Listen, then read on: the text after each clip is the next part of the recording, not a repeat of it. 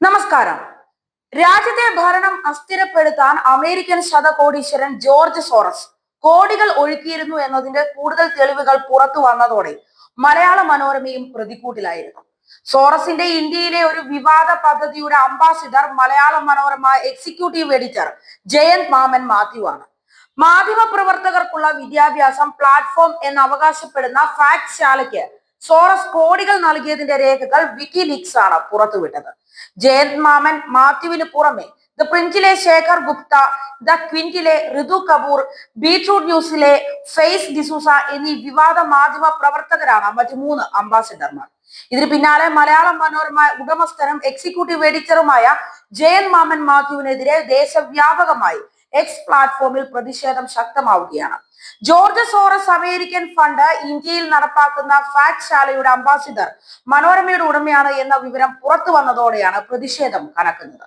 കേരളത്തിലെ എല്ലാ മാധ്യമങ്ങളും ഈ കാര്യത്തിൽ തികഞ്ഞ മൗനം പാലിക്കുമ്പോൾ ദേശീയ മാധ്യമമായ റിപ്പബ്ലിക് ചാനൽ അടക്കം വൻ പ്രാധാന്യത്തോടെയാണ് ഈ വാർത്തകൾ ബ്രേക്ക് ചെയ്തത്. വിക്കിലീക്സ് പുറത്തുവിട്ട രേഖകൾ പ്രകാരം American deep state USAID Soros fund വാങ്ങിയാണ് മനോരമ ടീംസ് നേതൃത്വം നൽകിയ ഈ ഫാക്ട് ശാല പ്രവർത്തിച്ചിരുന്നത് എന്ന ട്രൂത്ത് എക്സ് അക്കൗണ്ടിൽ പോസ്റ്റ് വന്നു. ദി ക്രോണോളജി എന്ന ഒഫീഷ്യൽ എക്സ് അക്കൗണ്ടിലും മലയാള മനോരമയ്ക്കെതിരെ വെളിപ്പെടുത്തൽ വന്നു. ഇതിനിടെ ഫാക്ട് ശാല മനോരമ കുടുംബത്തിലെ എല്ലാവരുടെയും അറിവോടെയാണ് എന്ന് തെളിയിക്കുകയും ചെയ്തു.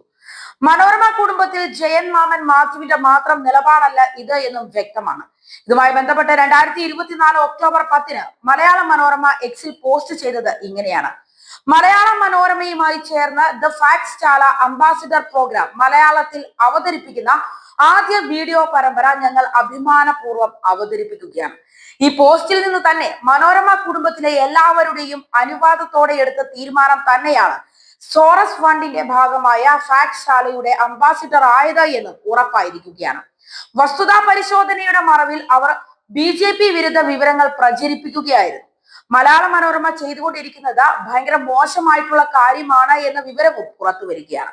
അമേരിക്കൻ ഡോളറിന്റെ സഹായത്തോടെയാണ് മലയാള മനോരമയിൽ നിഷ പുരുഷോത്തമൻ, ഷാനി തുടങ്ങിയവർ മോദി BJP വിരുദ്ധ പ്രചാരണം ചെയ്യുന്നത് എന്ന് എക്സ് പോസ്റ്റുകളിൽ പറയുന്നു. ഇതോടെ എക്സ് പോസ്റ്റുകളിൽ മലയാള മനോരമയ്ക്കെതിരായിട്ടുള്ള വിമർശനങ്ങൾ കടുക്കുകയാണ്.